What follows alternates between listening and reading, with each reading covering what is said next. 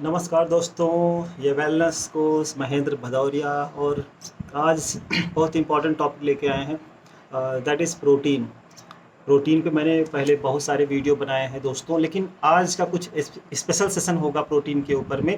और ऐसी सी इंफॉर्मेशन है जो हम लोग नहीं जानते होते हैं। तो चलिए शुरू करते हैं प्रोटीन के बारे में, है ना। हम सब जानते हैं कि प्रोटीन जो होता है building block of the body होता है। बिल्डिंग ब्लॉक मीन्स मतलब क्या है? जैसे घर में जो ईंटें हैं वही हमारी हमारे शरीर में प्रोटीन की वैल्यू होती है। अगर घर में ईंटें हटा दी जाए तो घर का क्या अस्तित्व है? कभी भी बिल्डिंग धराशायी हो जाएगी, बिल्डिंग बनी ही नहीं सकती है, आप उसकी कल्पना ही नहीं कर सकते हैं। वैसे ही प्रोटीन का हमारे शरीर में होता है कि अगर प्रोटीन नहीं रहेगा तो आप पूरा शरीर आप जो देख रहे हैं प्रोटीन से मय, इवन प्रोटीन मय है ये पूरा शरीर, आप समझ सकते हैं। हमारे बाल, डीएनए, एंजाइम, हार्मोन, मसल्स, मांसपेशियाँ, जो भी कोशिकाएं हैं, सारे हार्मोन और जितने भी हमारी एंजाइम्स हैं, हर एक प्रक्रिया में प्रोटीन से ही होने वाली है। और प्रोटीन एक माइक्रोन्यूट्रिएंट्स होता है, जैसा कि हम सब जानते हैं। हमारी बॉडी बनी किस चीज़ से है? माइक्रोन्यूट्रिएंट से बनी है, जो कि बड़ी मात्रा में, जैसे प्रोटीन है, कार्बोहाइड्रेट है एंड फैट्स होते हैं। दूसरा, माइक्रोन्यूट्रिएंट्स होते हैं जो सूक्ष्म मात्रा में चाहिए होते हैं, लेकिन चाहिए बहुत ज़रूरी होते हैं, जैसे विटामिन एंड मिनरल्स आते हैं, और फाइटोन्यूट्रिएंट्स होते हैं, और वाटर। तो इस तरीके से तो हम बात प्रोटीन की कर रहे हैं। तो प्रोटीन में अभी हम थोड़ा डिटेल वीडियो हम बनाना चाह रहे थे आज का। तो प्रोटीन के बारे में बात करते हैं। तो प्रोटीन, जैसा मैंने बताया, ये building block of the body है प्रोटीन। तो ये क्या करता है? जैसे हमारे बाल, मैं अगर बालों को हेड से शुरू करता हूँ, बाल को उठा लेते हैं, तो हम आपको पता है हमारे जो बाल होते हैं 65% से लेकर 95% प्रोटीन से बने होते हैं। अगर आज हेयर फॉल की जो पहली सबसे बड़ी जो समस्या शुरू होती है वो प्रोटीन से ही शुरू होती है। प्रोटीन डिफिशिएंसी होने का मतलब है आपके बाल झड़ना ही झड़ना है। अगर हेयर फॉल रोकना चाहते हैं बाल मेरे हेल्दी रहें, तो पहला आपको प्रोटीन इंटेक इम्प्रूव करना पड़ेगा। अभी कितना खाना मैं बताऊंगा, लेकिन अभी हम इस पे बात कर रहे हैं कि कहाँ कहाँ पे प्रोटीन की रिक्वायरमेंट है। तो आपके जो बाल, आप अगर सिर पे बचे हुए हैं, आप चाहते हैं कि आगे ना झड़े हेयर फॉल, तो आप इमीडिएट अपनी क्वांटिटी को इम्प्रूव करें।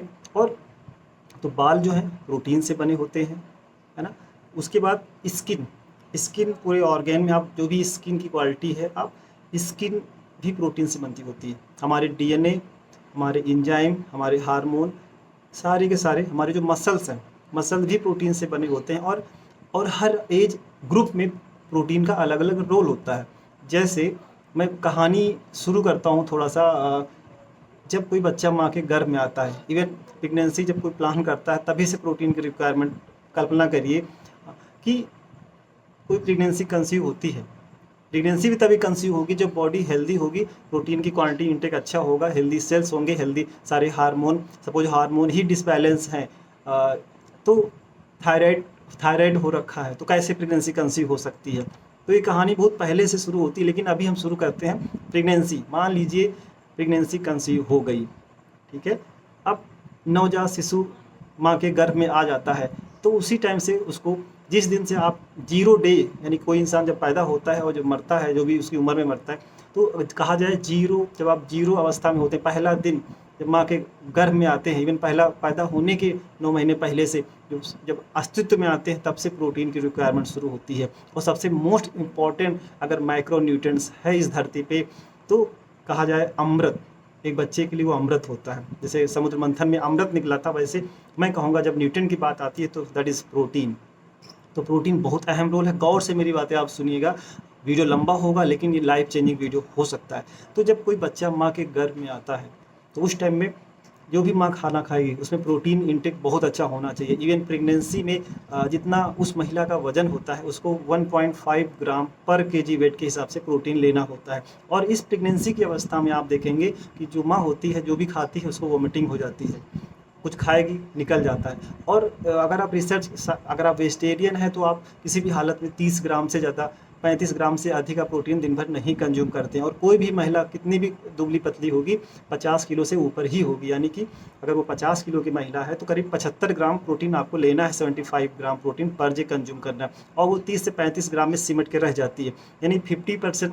इवन रिसर्च भी हुई है कि 90% जो लोग हैं इस महिलाएँ सामान्य लोग, सामान्य जो महिलाएं हैं, सामान्य जो पुरुष होते हैं, 90% लोग प्रोटीन डिफिशिएंट हैं। और प्रेगनेंसी में चूँकि मात्रा ज़्यादा चाहिए होता है, तो वहाँ पे आपको 1.5 ग्राम के हिसाब से चाहिए होता है। तो हम तो कहते हैं कि नियर अबाउट 95% जो वीमेन होती हैं प्रेगनेंसी में, वो प्रोटीन डिफिशिएंट होती है, क्योंकि खाती हैं वोमिटिंग भी हो जाती है। तो इसीलिए प्रोटीन प्रेगनेंसी में बहुत ज़रूरी होता है। भ्रूण का विकास जब शुरू होता है तो प्रोटीन से ही होता है। आप देखेंगे बच्चा छोटा सा होता है, मटर के दाने के बराबर होता है, और उसकी जो भी सेल्स हैं, कोशिकाएं हैं, आँख, नाक, कान, मसल्स, हेयर, लीवर, लंग, ये सारे के सारे प्रोटीन से, क्योंकि जो सेल्स होती है, सबसे जो छोटा अस्तित्व होता है वो सेल्स का होता है, कोशिकाओं का होता है, वो भी प्रोटीन से बनती होती है। हमारे शरीर में per day millions of sales बनती हैं, और डैमेज भी होती हैं, और रिपेयर होती हैं, रिग्रोथ होती हैं।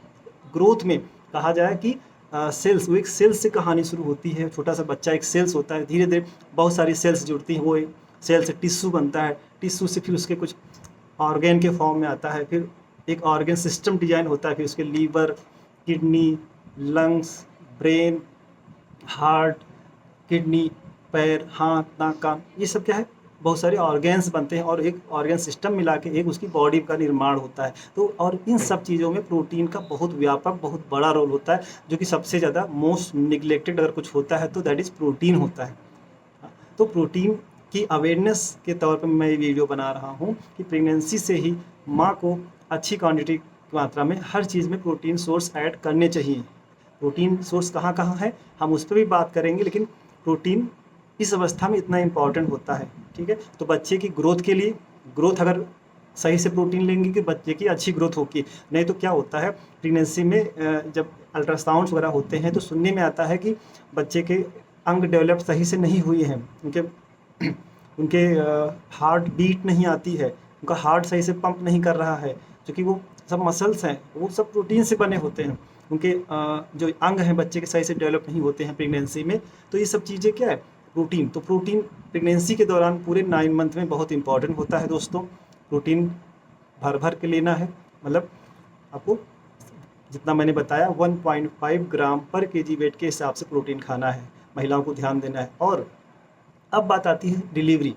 अब बच्चा जब हुआ तो एक नॉर्मल वेट जो होता है 2.5 से 3 केजी, 3.25 केजी के बीच का आदर्श वजन बच्चे का होना चाहिए। तो लास्ट ट्राइमेस्टर्स में बच्चे का वेट, कई बारी जो महिलाएं सही से नहीं खाना पीना खाती हैं, सही से ध्यान नहीं देती हैं, या फिर खाती हैं तो वोमिटिंग हो जाती है, तो मैक्सिमम बच्चों का वजन कम रह जाता है। तो उस टाइम में प्रोटीन इंटेक आप इंक्रीज़ कर सकते हैं, सो दैट ताकि आपका एक एवरेज ग्रोथ में बच्चा हो, तो वो बच्चा हेल्दी होगा। अगर बच्चा अंडर वेट होता है तब भी समस्याएं हैं, वो फिर उसका कुपोषण का शिकार रहेगा, तो बच्चा पिकअप उसके सही से वो सांस नहीं ले पाएगा, उसको अस्थमैटिक हो सकता है बच्चा, उसको हार्ट बीट इशू हो सकते हैं, और ब्रेन का कम डेवलपमेंट भी हो सकता है। तो इसलिए प्रोटीन पूरे 9 मंथ में एक बहुत व्यापक रोल अदा करता है।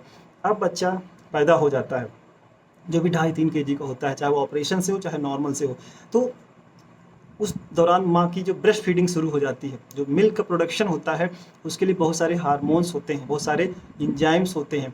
वो जब प्रोटीन की प्रॉपर मात्रा रहेगी तो वो सही से ऑक्सीटोसिन जैसे हार्मोन होते हैं, वो सिग्नलिंग का काम करते हैं, क्योंकि जो हार्मोन होते हैं ये संदेशवाहक होते हैं। हार्मोन अगर सही से बनते रहेंगे तो पूरी बॉडी सही से फंक्शन करती रहती है। तो ऑक्सीटोसिन जैसे हार्मोन होते हैं, तो वो क्या करते हैं, अच्छे से मिल्क प्रोडक्शन में हेल्प करते हैं। जब प्रॉपर सिग्नलिंग होती रहेगी, हार्मोन्स सारे बैलेंस रहेंगे, जैसे आपने सुना होगा थायराइड हार्मोन होता है, ठीक है, थायराइड उसका बैलेंस रहेगा। उसके अलावा घ्रेलिन भूख हार्मोन होता है, लेप्टिन जो कि सटाइटी हार्मोन्स होते हैं, है ना। आपने सुने होंगे बहुत सारे हार्मोन्स के नाम सुने होंगे। टेस्टोस्टेरोन ये पुरुष हार्मोन होता है, जो पुरुषत्व के लिए उत्तरदायी होता है। अगर ये नहीं होगा तो कोई पुरुष बन ही नहीं सकता है, वो बच्चे ही नहीं प्लान कर सकता है, उसका सेक्सुअल डिसऑर्डर ही बने रहेंगे। इसी तरह महिलाओं में आपने सुना होगा एस्ट्रोजन, एंड्रोजन, जो कि अगर एंड्रोजन हार्मोन नहीं बनेगा तो महिलाओं के बॉडी जो फिजिकल अपीयरेंस होंगे वो पुरुषों की तरह हो जाएंगे। तो एंड्रोजन उत्तरदायी होता है कि महिलाओं के जैसे ब्रेस्ट बड़े हो जाना, क्योंकि तभी महिला कहा जाए मात्रा तो तभी गेन हो सकता है। तो अगर एंड्रोजन कम बनेगा तो महिलाओं के शरीर में देखा जाता है कि चेहरे पे बाल आ जाना, हाथ पैरों में बाल आना, इवन जो ब्रेस्ट का कम विकसित होना। तो ये सब पीसीओडी केस में आते हैं, और पीसीओडी केस होता है तो प्रेगनेंसी भी कंसीव नहीं होती है। आप जानते हैं बहुत स्ट्रगल करना पड़ता है दोस्तों। पीसीओडी रहती है तो आप बहुत इवन माँ बनने का सौभाग्य नहीं प्राप्त होगा जब तक कि आप उसको कंट्रोल ना करें और ओवरकम ना कर लें उस प्रोसेस को।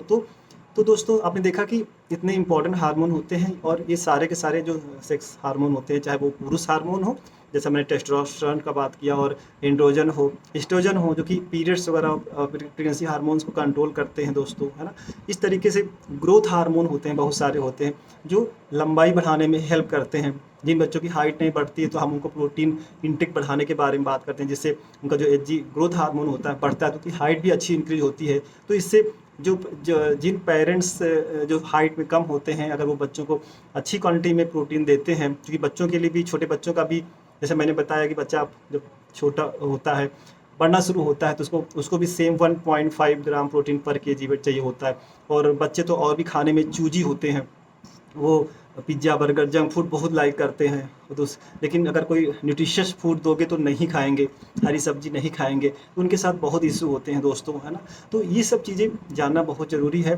तो बच्चों में भूख नहीं लगती है, उनमें ग्रेलिन हार्मोन नहीं रेगुलेट हो पाता है, सटाइटी नहीं होती है, क्योंकि प्रोटीन जब डिफिशिएंट होता है तो उनको भूख, पेट नहीं भरता है, बार बार वो चिप्स कुरकुरे ये सब खाते रहते हैं, मैगी खाते रहते हैं, क्योंकि इनमें प्रोटीन नहीं होता है। तो बार बार जो चीज़ नहीं खाना है ऐसा फूड खाते हैं, तो उनके अंदर सटाइटी हार्मोन नहीं बनता है, फिर ग्रेलिन ज़्यादा बनता रहता है। तो इस हार्मोन का पूरा मैसेज है, बार बार सिग्नलिंग होती रहती है, क्योंकि मैंने कहा कि ये संदेशवाहक होते हैं। और कहीं भी बॉडी एक सिस्टम है, किसी भी सिस्टम में संदेश सिग्नलिंग का बहुत बड़ा रोल होता है। अगर आपको भूख ही ना लगे तो कैसे ग्रोथ होगा? ये सारा प्रोटीन काम करता है। अगर आपकी मान लो आपका सपोज सटाइटी हार्मोन जो लेप्टिन मैंने बताया, अगर नहीं बनेगा तो आप खाते रहेंगे, आप ओवरवेट हो जाएंगे। तो इतना इम्पॉर्टेंट है दोस्तों सिग्नलिंग का, ये जो हार्मोन्स होते हैं। सपोज थायराइड, अगर ये थायरॉक्सिन हार्मोन, अगर जो हमारा पिट्यूटरी ग्लैंड होता है, हाइपोथैलेमस, अगर सही से वो नहीं फंक्शन करेगा, T3 T4 हार्मोन अगर डिस्टर्ब हो गया, आपने सुना होगा, तो बॉडी जो कि मास्टर ग्लैंड होती है, मास्टर हार्मोन जो थायरॉक्सिन होता है, अगर वो सही से डिस्टर्ब नहीं होगा तो पैराथायराइड एक हार्मोन होता है जो बच्चों को, जो हमारे ब्लड में कैल्शियम को रेगुलेट करता है, सुना होगा, है ना। ये शायद नई चीज़ें हो सकती हैं आपके लिए, आप डिटेल में पढ़ सकते हैं। तो कैल्शियम को भी रेगुलेट करने का काम पैराथायराइड हार्मोन करता है। तो ये सारे हार्मोन ही होते हैं, हाइट ग्रोथ सब आपके हार्मोन से ही रेगुलेट होते हैं। तो जो सिग्नलिंग है एक अंग से दूसरे अंग से, जैसे हम हस्बैंड वाइफ में सिग्नलिंग होती है, कन्वर्सेशन होता है, तभी संबंध चलते हैं। अगर एक कोई कंट्रोलर बैठ के फ्लाइट को कंट्रोल, अगर बीच में कोई व्यवधान आ जाता है, सिग्नलिंग नहीं होगी तो आपका फ्लाइट नहीं चल सकती। सब इवन आप याद करिए, ट्रांसपोर्ट, अब एक सिटी में जाइए जहाँ पे सिग्नल सारे रुक जाएं, उल्टा सीधा हो जाए तो क्या होगा? पूरा शहर रुक जाएगा, सारी गाड़ियाँ जाम लग जाएगा। बात समझ सकते हैं? तो वैसे ही ये सारा जो हार्मोन होते हैं ये सिग्नलिंग का काम करते हैं। तो ऐसे ही सेक्स हार्मोन मैंने बताए, androgen, oestrogen, progesterone and testosterone, ये सारे अब सोच के देखिए, छोटी सी बात करते हैं, अगर एंड्रोजन ही नहीं बनेगा तो ओवरी में एक्स का निर्माण नहीं होगा। अगर ये सब, अगर वो सपोज एस्ट्रोजन जैसे अगर हार्मोन ये डिस्टर्ब रहेंगे किसी महिला के, तो अनियमित पीरियड्स हो रहे हैं, तो ये सब पीसीओडी और डिस्टर्ब ऐसे हार्मोन से पीसीओडी जैसे बीमारियां हो जाती हैं, थायराइड जैसी बीमारियां हो जाती हैं, तो प्रेगनेंसी कंसीव ही नहीं हो सकती है। और दुनिया का सबसे बड़ा जो सुख है मातृत्व का, कोई पा ही नहीं सकता है। तो हार्मोन तो बहुत इंपॉर्टेंट रोल अदा करते हैं, और ये सारे के सारे ये प्रोटीन से बने होते हैं। यानी प्रेगनेंसी हार्मोन, सेक्स हार्मोन ले लीजिए, ग्रोथ हार्मोन ले लीजिए, डाइजेस्टिव एंजाइम जो कि भूख का हार्मोन ग्रेलिन, लेप्टिन, सटाइटी का हार्मोन है। और इसके अलावा आपने कार्टिसोल हार्मोन का नाम सुना होगा दोस्तों। स्ट्रेस, जब सूर्य की पहली किरण हमारे ऊपर पड़ती है, जब सुबह का समय होता है, तो हमारी बॉडी में कार्टिसोल हार्मोन बनने लगता है, जो कि एक अगर लिमिट में बनता है तो बहुत ज़रूरी होता है। इससे आप रिस्पॉन्सिबल पर्सन का कहते हैं ना, आप you are a very responsible person. तो वो जो कार्टिसोल होता है वो स्ट्रेस हार्मोन होता है। थोड़ा सा स्ट्रेस लेना भी चाहिए, लेकिन ज़्यादा स्ट्रेस है तो आपको फिर अश्वगंधा खाना पड़ेगा, जिनसिंग खाना पड़ेगा, आपको मेडिटेशन करना पड़ेगा, तो आप उसको कंट्रोल, इसीलिए हर चीज़ लिमिट में। तो स्ट्रेस हार्मोन जो निर्माण होता है वो भी अच्छा होता है, लेकिन संतुलित मात्रा में। तो कार्टिसोल भी एक हार्मोन, इस हार्मोन्स हैं, ये बनते हैं तो अभी आप जगते हैं, अदरवाइज आप सोते ही रहेंगे। मेलाटोनिन हार्मोन अगर डिस्टर्ब हो गया, आपको नींद में बाधा आ जाएगी, अगर कम बन रहा है। अगर लाइट जली हुई तो आपको नींद नहीं आएगी। तो ये मेलेटोनिन हार्मोन वर्क करता है। तो कहने का मतलब मेरा ये है, सोना, जागना, सेक्स, हर चीज़, ग्रोथ, डाइजेशन, पाचक, ये सारे एंजाइम हैं, बहुत सारे पाचक एंजाइम होते हैं दोस्तों। आप कितना भी अच्छा खाना खा लीजिए, अगर आपके सारे पाचक एंजाइम अगर पाचक जो डाइजेशन हार्मोन जो सिग्नलिंग, अगर सिग्नल ही नहीं पहुंचेंगे कि अब हमें भूख की ज़रूरत है, खाना पच चुका है, अब पचाओ इसको, तो ये सारे संदेश जब मिसमैच हो जाएंगे तो बॉडी ग्रोथ हो ही नहीं सकती। बीमार शरीर में कभी भी आप कोई अच्छा उससे आप कल्पना भी नहीं कर सकते, ना आप स्पोर्ट्स खेल सकते हैं। ओके, तो ये सब चीज़ें बहुत ज़रूरी होती हैं। इस प्रकार से हार्मोन्स सारे के सारे प्रोटीन से बने हुए हैं। तो कितनी इंपॉर्टेंस है प्रोटीन, पूर्णतया है प्रोटीन से बने होते हैं। अब बात आती है कुछ एंजाइम्स होते हैं। कौन से एंजाइम हो सकते हैं? जैसे आपने देखा होगा कि एंजाइम करते क्या हैं? एंजाइम उत्प्रेरक का काम करते हैं। जैसे कोई लीडर होता है, कहते हैं ना, हारा हुआ कोई मैच चल रहा हो, मैच हार रहा हो, लेकिन अगर अच्छा कैप्टन उसी टाइम पे अगर एंट्री करे और वो मोटिवेट करता है तो उसकी वजह से पूरा गेम पलट जाता है। उत्प्रेरक है ना, सब्जी है, खाना बहुत अच्छा बना हुआ है, लेकिन अगर उसमें सही से नमक मिस हो गया तो खाना वेस्ट हो जाता है दोस्तों। वैसे ही उत्प्रेरक होते हैं।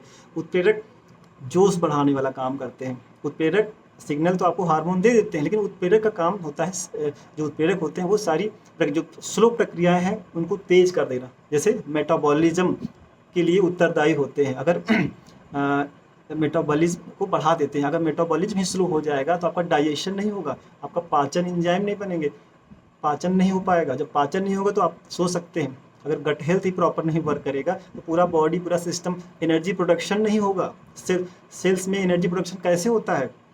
आपने खाना बहुत अच्छा खाया, खाना तो फीड कर दिया, लेकिन उस खाने को जब पाचन नहीं होगा, जब सेल्स के अंदर जो एटीपी होता है, एनर्जी प्रोडक्शन ही नहीं होगा, तो कैसे एनर्जी आप कन्वर्ट कर पाएंगे दोस्तों? तो ये सब बातें आपकी इंजाइम्स के हिस्से में आ जाती हैं। तो इंजाइम का बहुत बड़ा रोल होता है। और कौन कौन से इंजाइम होते हैं आपने नाम सुना होगा। जो पढ़ने वाले बच्चे हैं, आजकल छोटे छोटे बच्चों को पढ़ाया जाता है, एमएलएज बोलते हैं। जब हम कोई चीज़ खाते हैं तो पहला जब मुंह में जाता है तो स्टार्ची फॉर्म होता है, वो उसको ग्लूकोज में, उसको जो हमारा सलाइवा बनता है उस पर किसी फूड को जब हम देखते हैं तो हमारे लार ग्रंथियाँ एक्टिवेट होती हैं और वो स्टार्च को धीरे धीरे कन्वर्ट करते हैं। फिर तो ऐसे ही बहुत सारे अलग अलग आपके इंजाइम्स होते हैं। एमाइलाई क्या बोलते हैं, एमाइलाइज बोलते हैं, जो कि ब्रेक डाउन करता है स्टार्च को इनटू सिंपल शुगर में कन्वर्ट कर देता है। इसके अलावा लाइपेज होता है जो कि फैट को कन्वर्ट करता है, फैट को ब्रेक डाउन करता है ग्लूकोज में। और ऐसे करके प्रोटीएज होता है आपका एंजाइम जो कि प्रोटीन को ब्रेक डाउन करते हैं। इस तरीके से डीएनए पॉलीमर्स होते हैं, लैक्टेज होते हैं। जैसे दूध को आप लेंगे तो उससे जो एनर्जी के लिए ग्लूकोज चाहिए होता है वो एंजाइम्स उसके लिए उत्तरदायी होते हैं। तो इस तरीके से एंजाइम का भी बहुत बड़ा रोल होता है। तो ये सारे एंजाइम्स भी प्रोटीन से बने होते हैं। तो मेरी बातें आपने सुनी अभी तक, मीन्स मैंने कहा कि हार्मोन भी आपके प्रोटीन से बने हैं, एंजाइम भी आपके प्रोटीन से बने हैं, ठीक है। तो अब बच्चे का बर्थ हुआ, मैं फिर से अपने वापस उसी पॉइंट पे आता हूँ। बच्चे का बर्थ होता है। अब बच्चा जब खेलना कूदना शुरू करता है तो वहाँ पे बहुत कैलोरी बर्न करता है। तो उस टाइम में आपको उसकी प्रोटीन इंटेक अच्छा चाहिए। इवन 1.5 ग्राम प्रोटीन पर केजी वेट बच्चों को चाहिए होता है, जो कि नहीं हो पाता है। तो हमें एक्स्ट्रा सप्लीमेंटेशन करने की ज़रूरत होती है। इवन प्रेगनेंसी में भी एक्स्ट्रा सप्लीमेंटेशन करने की ज़रूरत होती है। तो अब बच्चे और बड़े होते हैं तो अब उनके बच्चों के बोन्स का निर्माण होता है, कैल्शियम की बहुत अच्छी मात्रा चाहिए होता है, और प्रोटीन और कैल्शियम मिल करके बच्चे की हाइट बढ़ाने में बहुत ज़्यादा जो ग्रोथ हार्मोन बनते हैं बहुत हेल्प करते हैं। इस आगे जब बच्चा स्कूल जाना शुरू करता है तो उसका धीरे धीरे ब्रेन्स का निर्माण होना और डेवलपमेंट होता है। बहुत सारे अगर हार्मोन सही से एक्टिवेट करेंगे बॉडी, सारे पार्ट डेवलपमेंट वगैरह होते रहते हैं। और बड़ी एज में भी हमेशा पूरी लाइफ टाइम उसके बच्चे के मसल्स जब डेवलप होने लगते हैं, जब वो यंग होना शुरू करता है तो मसल्स, क्योंकि मसल्स में पावर नहीं होगी तो हम अपना शारीरिक, इवन शरीर का भार भी नहीं उठा पाएंगे। तो शरीर का जो स्केलेटन है उसके ऊपर जो मसल्स हैं वो सारे प्रोटीन से बनते हैं। मसल्स में मैक्सिमम कहा जाए तो मसल्स आपके प्रोटीन से ही बने होते हैं। तो हमारी डाइट में प्रोटीन वहाँ भी बहुत ज़रूरत होती है। तो ज़िंदगी के हर पड़ाव में प्रोटीन का बहुत इंपॉर्टेंट रोल होता है। और प्रोटीन चाहे वो वृद्धावस्था हो, मैंने बताया कि जब आप यंग होते हैं तो मसल्स भी प्रोटीन से बनने लगते हैं और मसल से ही आप सारा कार्य करते हैं। तो उसके अलावा चाहे वो महिला हो चाहे वो पुरुष हो, महिलाओं को भी बॉडी में, अगर कहा जाए कि एक जनरल प्रिस्क्रिप्शन क्या होना चाहिए, तो एक सामान्य एडल्ट के लिए जितना उसका वजन होता है उतने ग्राम प्रोटीन चाहिए होता है। लेकिन अगर वो 1 घंटे से अधिक वर्कआउट करता है, वो चाहता है कि मेरे मसल्स आ जाएँ, तो उसको मसल्स गेन के लिए अलग से प्रोटीन रिकमेंडेशन होता है। अगर वो स्पोर्ट्स खेलता है आपका बच्चा और एडल्ट हो रहा है, वो चाहता है मेरे मसल्स भी बने, तो मसल्स के लिए आपको दोस्तों 1.8 ग्राम से लेकर 2.4 ग्राम पर केजी वेट आपको लेना पड़ेगा, तो मसल्स जल्दी से आते हैं। Otherwise normal general protein intake करते रहेंगे तो आपका सर्वाइवल के लिए तो अच्छा है, आप हेल्दी रहेंगे, स्वस्थ रहेंगे, आपकी इम्यूनिटी बहुत अच्छी रहेगी, आपका इम्यून सिस्टम बढ़िया काम करेगा, आप सब कुछ करते रहेंगे। लेकिन मसल्स केस में आपको 1.8 ग्राम से 2.4 ग्राम पर केजी वेट चाहिए होता है। अगर आप स्पोर्ट्स खेलते हैं तो वहाँ भी आपको ऐसे ही कंजप्शन करना पड़ेगा। कोई भी स्पोर्ट्स आप चूज करते हैं, आजकल सब अपने बच्चों को स्पोर्ट्समैन बनाना चाहते हैं, ग्राउंड भेजते हैं, अच्छी अच्छी स्पोर्ट्स बैडमिंटन कोचिंग में डाल देते हैं। इवन छोटी क्लास से मैं देखता हूँ कि 4th क्लास 3rd क्लास के बच्चों को ताइक्वांडो सिखा रहे हैं, इवन बच्चियों को भी सिखा रहे हैं। तो लोग ताइक्वांडो क्लास तो भेजते हैं, लेकिन आपको पता है उनको प्रोटीन की बहुत बड़ी रिक्वायरमेंट होती है, लेकिन वो पेरेंट्स को नहीं पता होता है। इसीलिए मैंने ये वीडियो बनाया है ताकि वो लोग समझें कि अगर आपका बच्चा ताइक्वांडो जाता है, छोटे छोटे देखता हूँ स्मॉल बच्चे पार्क में जाते हैं जो कि अभी 2nd क्लास में होते हैं, 8-8 साल के 7-7 साल के होते हैं, वो ताइक्वांडो जा रहे होते हैं। तो वहाँ पे कितनी कैलोरी बर्न होती है। बच्चे कोचिंग्स कर रहे हैं स्पोर्ट्स वगैरह की, और पढ़ाई लिखाई में भी बहुत ज़्यादा एनर्जी की रिक्वायरमेंट होती है, तो प्रोटीन बहुत ज़रूरी है। आप डाइट से प्रोटीन नहीं पूरा कर सकते हैं और बच्चे खाने में चूजी होते हैं, तो प्रोटीन सप्लीमेंटेशन ज़रूर करें, ऐड करें। और प्रोटीन कैसा होना चाहिए मैं आगे बताऊंगा।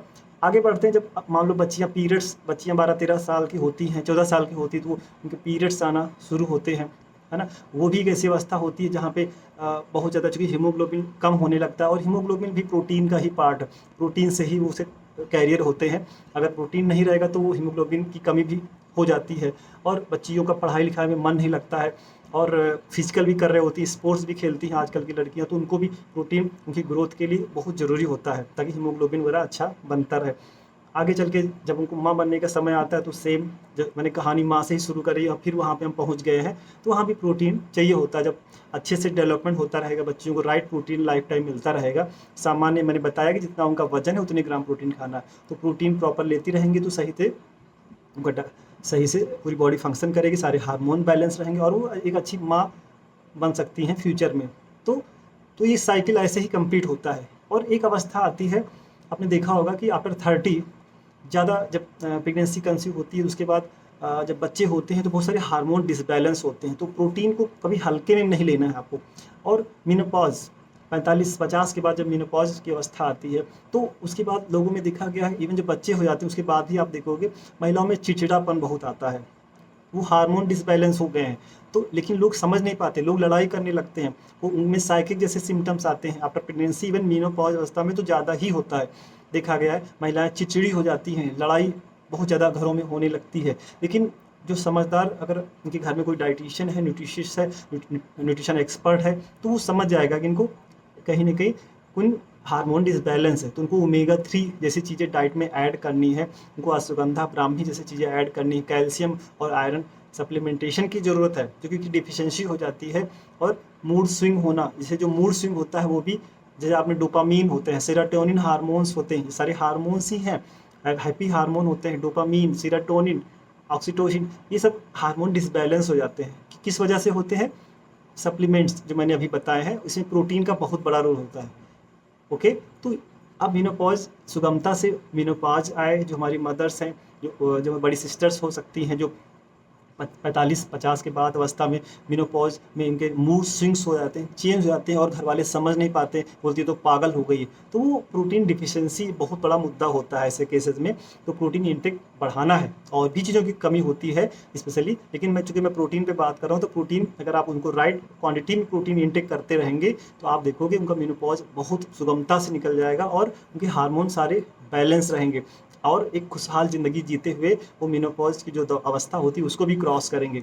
और ओल्ड एज में धीरे धीरे आफ्टर मेनोपॉज देखा गया है मसल्स डाउन होने लगते हैं, और मसल्स डाउन होने लगते हैं तो महिलाएं आप देखोगे कि जो नॉर्मल हाइट से झुकने लगती हैं, इवन उनको उनको जॉइंट्स हेल्थ वगैरह में इशू आने लगते हैं, बॉडी वीक, मसल्स मास कम होने से अपना भार नहीं उठा सकती, सिलेंडर किचन में नहीं उठा सकती हैं, उठाएंगे तो बैक पेन वगैरह हो जाएगा। और अपने दैनिक धीरे धीरे जब 65-70 की एज आती है तो वो वजन नहीं उठा सकती, उनके जॉइंट्स वगैरह में सीढ़ियाँ चढ़ने में इशू आने लगते हैं दोस्तों, है ना, और अपने दैनिक कार्यों में भी दिक्कत आने लगती है। तो वो सब वहाँ पे अगर प्रोटीन अच्छा इंटेक रहेगा और रेगुलर एक्सरसाइज, जी हाँ, रेगुलर एक्सरसाइज और वर्कआउट करते रहें, साथ साथ में प्रोटीन इंटेक अच्छा रहेगा तो मसल्स आपके मेंटेन रखे जा सकते हैं किसी भी उम्र में।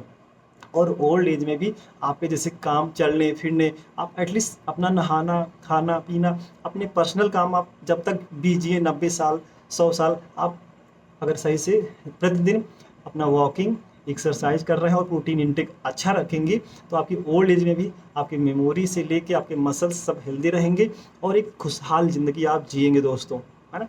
और मसल्स रहेगा तो आप अपने जो भी दैनिक कार्य तो खुद, चूँकि वृद्धावस्था में आजकल क्या होता है ना, लाइफ स्पैन जो होता है लोगों का, एक होता है हेल्थ स्पैन, तो हेल्थ स्पैन इंक्रीज करना है हमें। हेल्थ स्पैन जब अच्छा होगा तो हमें लाइफ स्पैन बढ़े या ना बढ़े, लेकिन जब तक जिए स्वस्थ जिए। आप मान लो 100 साल जीते हैं लेकिन 50 साल की एज में ही आप बिस्तर पे आ गए हैं तो 50 साल बिस्तर कैसे कटेगा, कोई केयर करने वाला नहीं है दोस्तों। तो प्रोटीन बहुत बड़ी भूमिका आपकी लाइफ में अदा कर सकता है, तो हमें हेल्थ स्पैन इंक्रीज करने के बारे में सोचना है और इसमें प्रोटीन सबसे इम्पॉर्टेंट रोल अदा करता है। बातें बहुत सारी हैं आपसे बात करने के लिए, लेकिन मैं आज इतना ही बात करना चाहूँगा।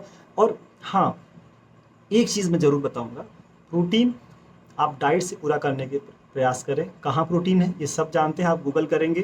गूगल एक सर्च इंजन है, वो रिसर्च इंजन नहीं है, ये बात हमेशा याद रखिएगा। प्रोटीन, अगर आप वेजिटेरियन हैं, आप पता है जैसे चना, भुने हुए चने स्प्राउट फॉर्म में, दलिया फॉर्म में, ये सारे प्रोटीन के ही सोर्स हैं। मटर है और जितने भी ग्रेन्स हैं, जो मिलेट्स होते हैं, प्रोटीन के बहुत अच्छे सोर्स होते हैं। सोयाबीन बहुत अच्छा सोर्स होता है, दालें बहुत अच्छी सोर्स होती हैं, दूध, दही, ये सब बहुत अच्छे सोर्स हैं, कमी नहीं है आपको। अगर आप नॉनवेज ग्रहण कर सकते हैं, एग्स हैं, चिकन्स हैं, मीट में लोग ले सकते हैं लेकिन लिमिटेड मात्रा में। प्लांट बेस्ड प्रोटीन में कोलेस्ट्रॉल नहीं होता है तो वो ज़्यादा बेटर होता है। तो आप इवन आप चाहें तो प्रोटीन्स फिर भी, चूँकि मैंने बताया कि डाइट में आप पूरा प्रयास करेंगे तब भी आप 50 से 60% ही पहुँच पाएंगे, तो अंतोगत्तो आपको सप्लीमेंटेशन भी ऐड करें। आप वीगन प्रोटीन से ऐड कर सकते हैं, वे प्रोटीन से ऐड कर सकते हैं, जिससे आप कंप्लीट जो मैंने डोजेस बताई हैं हर उम्र के हिसाब से वो आप पूरी कर सकते हैं। तो अगर आपको संकोच नहीं करना, लेकिन कोई भी चीप क्वालिटी के कहीं से भी हमें आपको सप्लीमेंट नहीं परचेज करने, ऑथेंटिक सोर्स से ऑर्गेनिक प्रोडक्ट लेने का प्रयास करें, जो जो एक ब्रांड हो, मतलब जो क्वालिटी मेंटेन करते हो दोस्तों। तो ये तो हो गई प्रोटीन, हमें मैंने बताया कितना खाना है और कैसे हम सप्लीमेंट ऐड करके उसकी जो कमियां हैं उसको हम पूरा कर सकते हैं। तो सप्लीमेंट कोई दवा नहीं होते हैं, ये बहुत मिथ फैला हुआ है लोगों में, ये पूरक आहार होते हैं।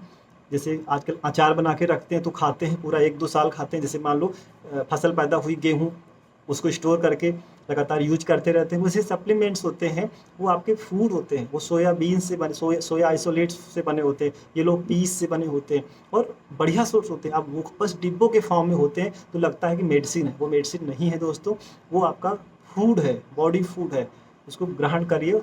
अगर अच्छी क्वालिटी, अच्छे ब्रांड से हैं तो आप बेझिझक आप लाइफ टाइम खा सकते हैं। तो इस तरीके से आप प्रोटीन इंटेक इंक्रीज करके एक बहुत ही खुशहाल ज़िंदगी जी सकते हैं। तो आई थिंक मेरा वीडियो हेल्प करेगा आपको। अगली टॉक प्रोटीन को हम और आगे स्तर लेवल, एडवांस लेवल पे ले चलेंगे और स्पोर्ट्स में प्रोटीन की क्या अहम भूमिका होती है उस पर टॉक डिटेल में करने वाले हैं दोस्तों। तो चलिए, धन्यवाद, थैंक यू।